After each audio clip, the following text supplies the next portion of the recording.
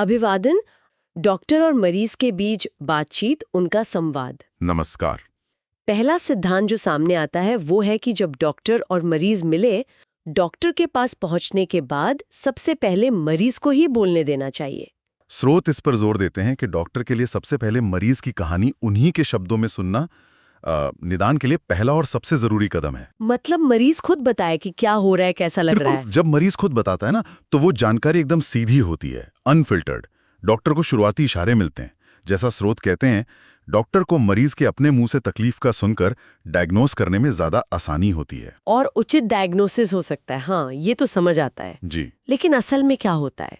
मतलब प्रैक्टिकली हम सब ने देखा है, कई बार मरीज बेचारा चुप रह जाता है। हाँ, और साथ जो रिश्तेदार आए होते हैं वो बोलना शुरू कर देते हैं। बिल्कुल। कभी कभी तो एक नहीं, 2-3 लोग एक साथ। हाँ, स्रोत भी यही कहते हैं, एक नहीं कई रिश्तेदार इकट्ठे बोलना शुरू कर देते हैं। तो ये सिर्फ थोड़ा गड़बड़ लगता है या इसका असर वाकई इलाज पर पड़ता है? असर पड़ सकता है, और काफी गहरा। ये सिर्फ शोर शराबा नहीं है। सोचिए, जब कई लोग एक साथ बोल रहे हैं या मरीज की जगह कोई और, तो डॉक्टर के लिए समझना मुश्किल हो जाता है कि असल में हो क्या रहा है। स्रोत साफ कहते हैं, इससे डॉक्टर को कुछ समझ नहीं आता। हर कोई अपनी चिंता अपनी समझ से बताता है। कोई शायद बात को बढ़ा दे, कोई जरूरी बात भूल जाए। तो डॉक्टर के दिमाग में पहली तस्वीर ही शायद धुंधली बन जाए। हाँ, या गलत भी बन सकती है। इसे एक तरह का एंकरिंग बायस कह सकते हैं। मतलब जो पहली जानकारी मिली, भले ही वो अधूरी या गलत हो, डॉक्टर की सोच उसी तरफ मुड़ सकती है। अच्छा। तो डॉक्टर अनजाने में रिश्तेदारों की बात पे ज्यादा ध्यान दे सकता है और मरीज का अपना अनुभव शायद पीछे रह जाए। बिल्कुल। और इससे फिर गलत डायग्नोसिस का खतरा बढ़ जाता है। सोचिए, मरीज को शायद हल्का चक्कर आ रहा हो, वो बताए नहीं, पर रिश्तेदार किसी और ज्यादा बड़ी लगने वाली बात पर जोर दें। डॉक्टर का ध्यान उधर चला गया और असली जड़ पकड़ में नहीं आई। या फिर रिश्तेदार अपनी सुनी सुनाई बातों से खुद ही एक डायग्नोसिस बता देते हैं। हाँ, वो भी होता है। इससे डॉक्टर की अपनी जो स्वतंत्र सोच है वो बाधित हो सकती है। तो ये पहला स्टेप अगर गड़बड़ाया तो पूरी गाड़ी पटरी से उतर सकती है। लेकिन एक सवाल है यहाँ। मान लीजिए मरीज है, वो बहुत शर्मा रहा है या दर्द इतना है कि बोल नहीं पा रहा जी। या बच्चा है या कोई बहुत बुजुर्ग है जो ठीक से बता नहीं सकते। तब तो रिश्तेदारों को बोलना पड़ेगा ना। हाँ, ये बहुत जरूरी पॉइंट है। देखिए, ये सिद्धांत कोई पत्थर की लकीर नहीं है। ये एक आइडियल सिचुएशन बताते हैं। बिल्कुल ऐसी स्थितियां होती हैं जहां मरीज नहीं बता सकता। बच्चा, बुजुर्ग, कोई गंभीर हालत में हो या मानसिक रूप से ठीक ना हो, वहां रिश्तेदारों का रोल अहम है। तो फिर तो भी कोशिश ये होनी चाहिए कि डॉक्टर पहले मरीज से बात करने की कोशिश करे, जितना भी संभव हो। अच्छा। उसके बाद डॉक्टर खुद रिश्तेदारों से पूछे। फर्क यह है कि जानकारी एक तरीके से आए डॉक्टर के कंट्रोल में। ऐसा नहीं कि सब एक साथ बोल रहे हों। मतलब प्राथमिकता फिर भी मरीज की आवाज को, अगर मुमकिन हो तो। एकदम, उद्देश्य वही है। तो अपवाद हो सकते हैं, लेकिन आम नियम यही है कि मरीज पहले बोले। और अगर रिश्तेदारों को कुछ बताना भी है तो वो इंतजार करें सही मौके का, जब डॉक्टर पूछे या मरीज अपनी बात कह ले। ठीक है। चलिए, ये तो हुआ पहला पॉइंट।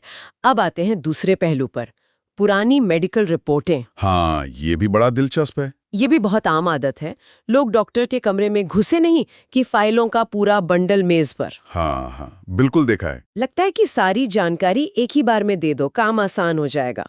पर ये दिशा निर्देश यहाँ भी कुछ अलग कह रहा है। जी।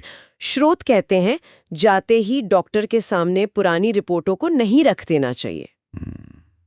ये थोड़ा अजीब नहीं लगता? हाँ, पहली बार सुनने में लगता है कि ये क्या बात हुई। आखिर पुरानी रिपोर्ट्स में तो सारी हिस्ट्री है, जांचें हैं, पुराने डॉक्टरों की राय है। वही तो, ये सब तो जरूरी जानकारी है, इसे तुरंत क्यों न देखें? इससे डॉक्टर का टाइम भी तो बचेगा, है ना।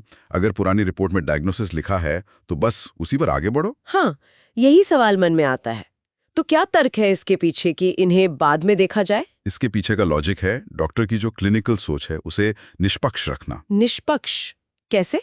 दिशा निर्देशों का मानना है कि डॉक्टर को पहले मरीज की अभी की जो हालत है उसका एक इंडिपेंडेंट, मतलब स्वतंत्र मूल्यांकन करने का मौका मिलना चाहिए। हाँ। इसका मतलब है, जैसा स्रोत बताते हैं, डॉक्टर को मरीज व रिश्तेदारों की बात सुनकर और मरीज की जांच करके अपना निजी डायग्नोसिस बनाने देना चाहिए। और उससे बाद में पहले की गई रिपोर्ट दिखानी चाहिए। जी। अगर डॉक्टर ने शुरू में ही पुरानी रिपोर्ट देख ली तो एक और चीज काम कर सकती है, जिससे कहते हैं कन्फर्मेशन बायस। कन्फर्मेशन बायस, ये क्या होता है इस मामले में? कन्फर्मेशन बायस मतलब हम ऐसी जानकारी ढूंढने लगते हैं या उस पर ज्यादा ध्यान देते हैं जो हमारी पहले से बनी हुई सोच या विश्वास से मेल खाती हो, अच्छा। और वो जानकारी नजरअंदाज कर देते हैं जो उसके खिलाफ हो। तो अगर डॉक्टर ने पुरानी रिपोर्ट में कोई पिछला डायग्नोसिस पढ़ लिया, तो हो सकता है वो अनजाने में मौजूदा लक्षणों में भी उसी के सबूत ढूंढे। बिल्कुल, और जो नए लक्षण हैं या जो संकेत किसी और तरफ इशारा कर रहे हैं, उन पर शायद उतना ध्यान ना दे। वो नए सिरे से सोचने के बजाय पुरानी जानकारी को सही साबित करने में लग सकता है। ओह, तो ये एक तरह से डॉक्टर को ताजी नजर से केस देखने से रोकता है। हाँ बिल्कुल। वो पुरानी जानकारी एक फिल्टर बन जाती है। हाँ बिल्कुल। तो सही क्रम क्या होना चाहिए? तो सही क्रम, जैसा ये सिद्धांत बता रहे हैं, वो ये है, पहले मरीज अपनी बात कहे, या जरूरत हो तो रिश्तेदार, एक तरीके से। हाँ, फिर डॉक्टर ध्यान से सुने, सवाल पूछे, जांच करे। जी।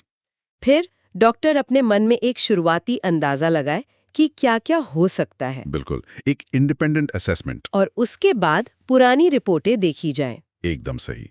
इस क्रम का फायदा ये है कि डॉक्टर पहले अपनी समझ बनाता है, फिर वो पुरानी रिपोर्टों को इस नई समझ के साथ देखता है।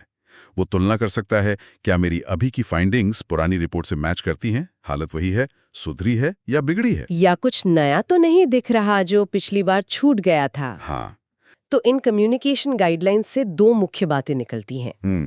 पहला, बातचीत शुरू करे मरीज, रिश्तेदार नहीं। सही। और दूसरा, पुरानी मेडिकल रिपोर्ट डॉक्टर के सुनने और जांचने के बाद ही दें, फौरन नहीं। इसी गहरे विचार के साथ आज की ये बातचीत यहीं समाप्त होती है।